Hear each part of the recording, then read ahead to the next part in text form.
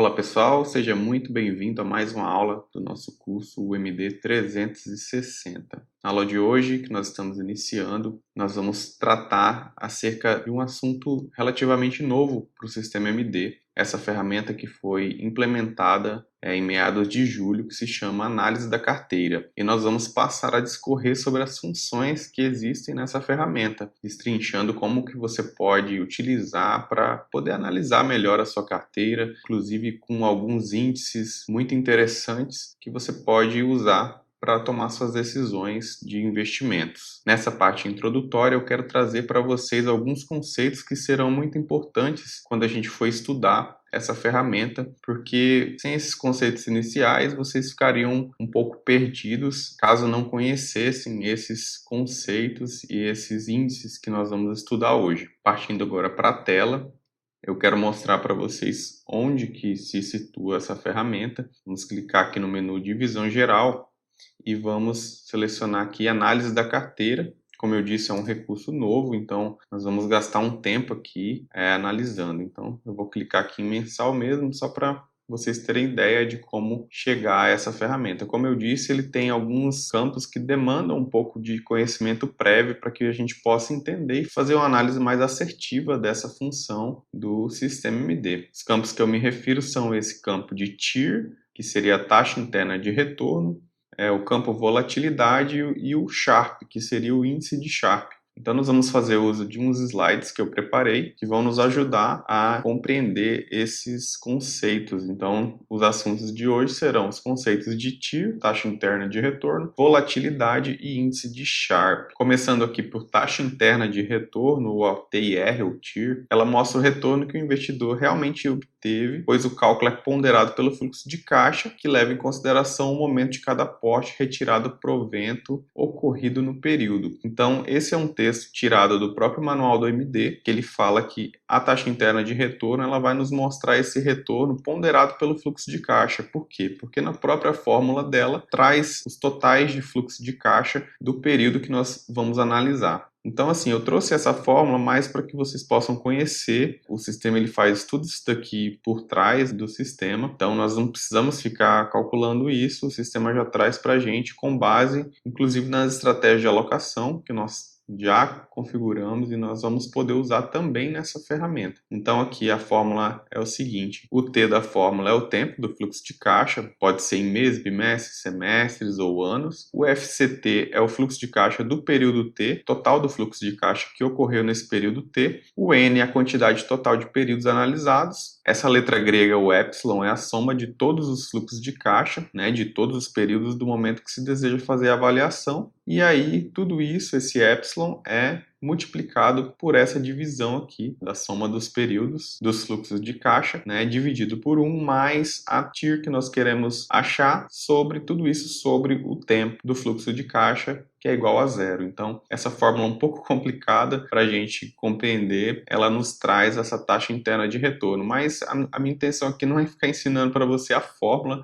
da taxa interna de retorno. Você tem acesso à internet e tem muita gente ensinando a calcular isso no Excel ou de outras formas. E a minha intenção aqui é saber como eu posso utilizar isso na prática. Então, na prática, esse valor de TIR, da TIR, ela é muito utilizada em conjunto com a TMA, que é a taxa mínima de atratividade. Ela retrata uma rentabilidade que se consegue de uma maneira mais fácil no mercado. Vamos colocar assim, é uma taxa que a gente consegue obter no mercado sem expor o nosso patrimônio tanto ao risco. Então nós podemos definir qual é a rentabilidade que eu racionalmente espero da minha carteira, né, tendo como base a composição da minha carteira realmente, e verificar se naquele período a minha TIR foi maior, menor ou equivalente à minha TMA. Alguns materiais dizem que para a pessoa física uma boa taxa mínima de atratividade seria o próprio retorno do CDI ou do Tesouro Direto, que são investimentos, né, indexados ao CDI de renda fixa ou próprio Tesouro Direto, que são investimentos tidos como seguros no nosso país, o risco da ruína do país inteiro, né? Então, nós temos que, para nós, pessoas físicas, para que nós possamos comparar essa TMA com a TIR, nós podemos usar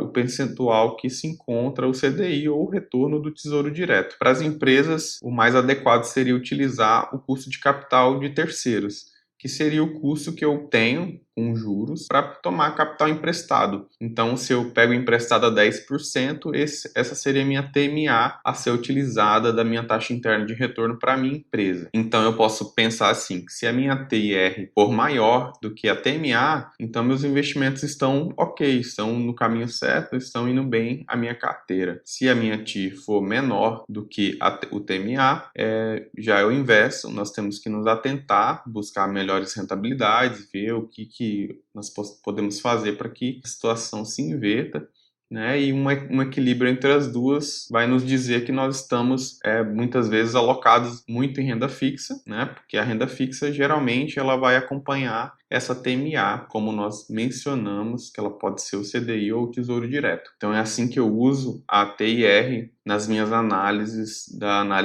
da carteira. Próximo ponto é a questão da volatilidade, que nós vimos que está lá na análise da carteira.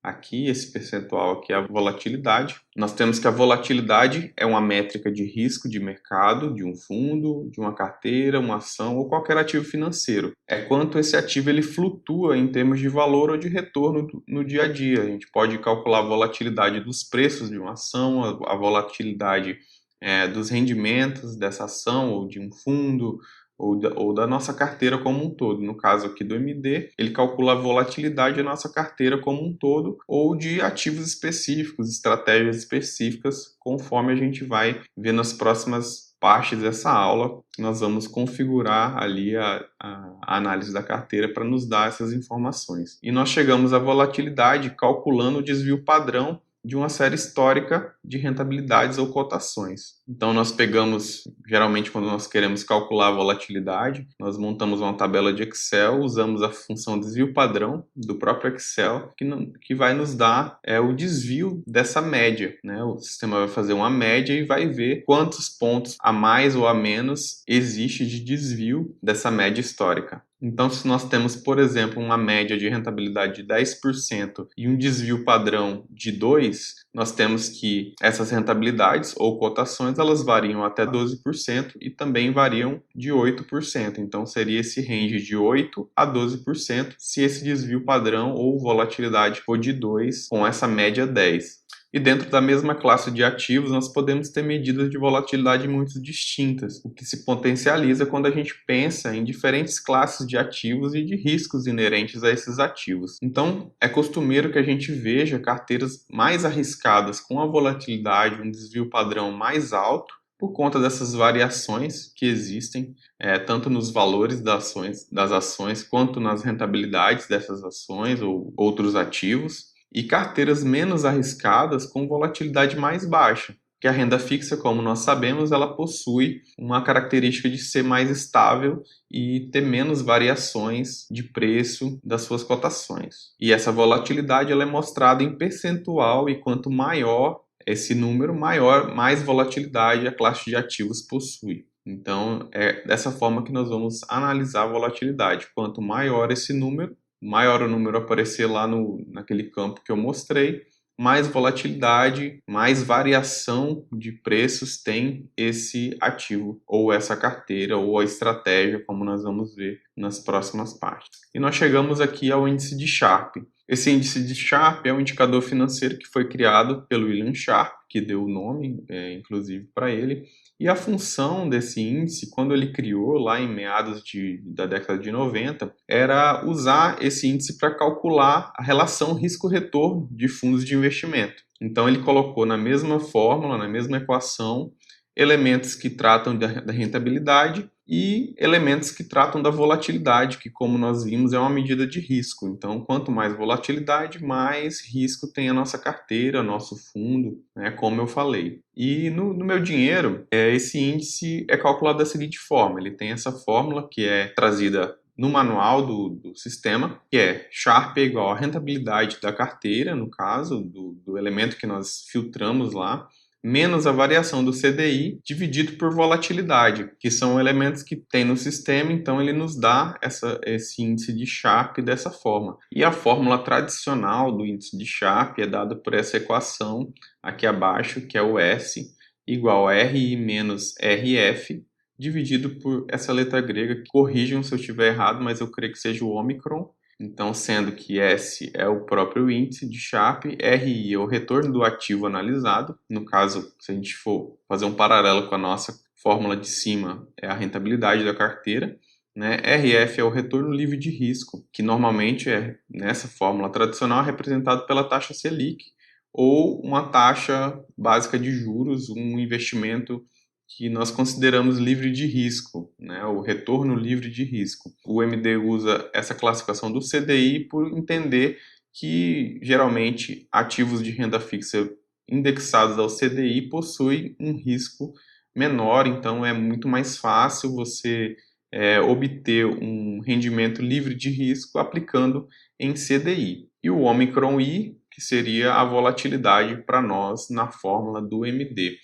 É só uma curiosidade essa fórmula, né? Então é um ponto interessante a gente entender essas fórmulas, porque ao olhar para o índice de Sharpe, nós lembrando e sabendo como que é calculado esse índice, a gente pode ter uma ideia da composição dele. Nós vamos lembrar que, poxa, o índice de Sharpe ele é a rentabilidade menos esse retorno livre de risco, né? Então, o que eu fiz aqui nessa parte de cima da divisão? Peguei a minha rentabilidade da carteira e descontei de um percentual que eu conseguiria em um investimento de fácil alocação, de risco praticamente zero.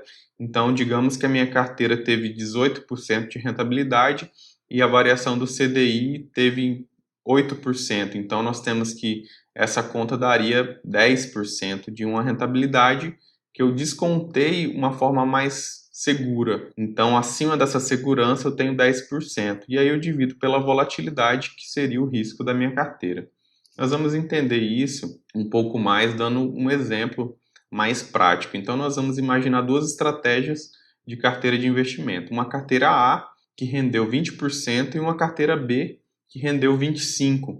Então, nós chegamos a uma pergunta de qual delas é a melhor para o investidor aportar seu capital, qual delas é melhor para que ele siga aportando e investindo nessa carteira. A resposta que muitos chegariam seria a carteira de 25%, mas essa não é a resposta certa. Não é a que entregou 25%, mas sim que depende, que é necessário, antes de tirar qualquer conclusão, saber quanto risco cada carteira correu para chegar nesse retorno. Então, nós temos que analisar essa informação de uma forma mais qualitativa para entender esse índice de Sharpe, né? O índice de Sharpe ele não é uma medida quantitativa apenas, como uma análise de rentabilidade né? Que nós temos ali uma rentabilidade X, e nós podemos analisar essa rentabilidade.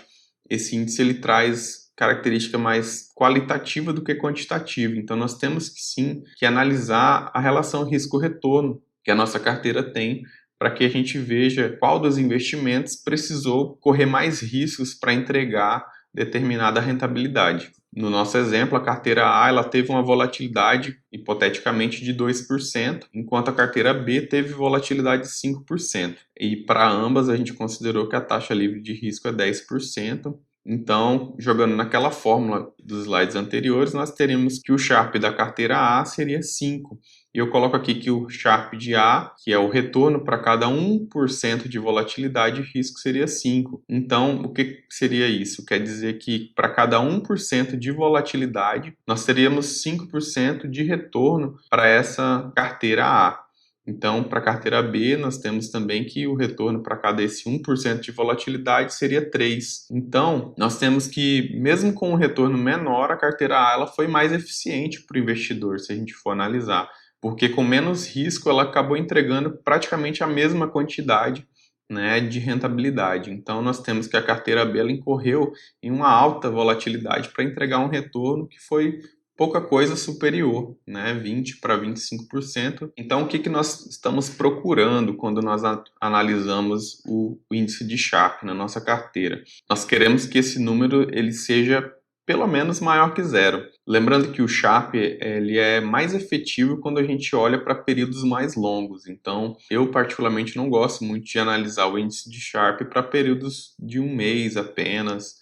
Eu gosto de colocar períodos mais alongados que ele vai me dar uma ideia melhor de como anda a minha carteira no longo prazo. E o que nós procuramos no índice de Sharpe é que ele seja pelo menos maior do que zero, né? E quanto maior esse número, melhor, porque nós temos aqui que para cada esse 1% de volatilidade, ele vai representar quantas vezes esse investimento ou essa carteira retornou em rentabilidade para nós. E nesse final, eu gostaria de deixar claro para vocês que você nunca pode analisar um índice isoladamente, como eu já falei, né, na questão da análise de balanço, algumas aulas atrás, você não deve analisar um índice isoladamente, né, nem a TIR, nem a volatilidade, nem o índice de Sharpe. Você tem que sempre olhar de uma maneira global a sua estratégia, a sua carteira, para ver se esses números estão representando as características da sua carteira.